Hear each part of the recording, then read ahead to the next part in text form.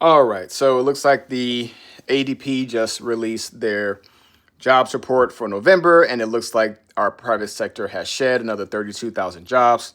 At this point, I think we can safely conclude that we are looking at another rate cut in the December meeting, from the Fed. And ultimately, in my view, this is no surprise. I don't think we really have the stomach for, continual labor market weakness. And as a result, even if you look at the CME Fed Watch tool, right now there's a 90% chance, or people are predicting there's a 90% chance that the Fed will cut rates by another 25 basis points. And I think that's fairly accurate.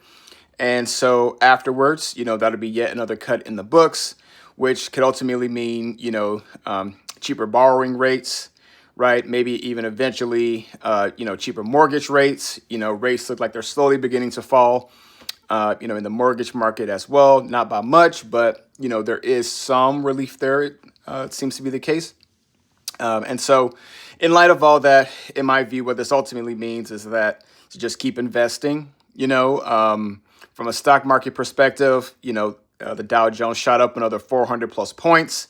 And so obviously, right, like if you own, stocks and things of that nature, all of that stuff has appreciated even more today, and likely will even more as, we get closer to this, meeting on December 10th and beyond. And so, ultimately, this just tells me that the money printer is getting ready to come back on, and assets ultimately benefit in that environment, even though, as we all know, that brings the consequence of inflation. All you can really do, in my opinion, is just do what you can to outgrow it, and that's where assets come in. So yeah, that's the latest, and we'll see what happens. All right, peace.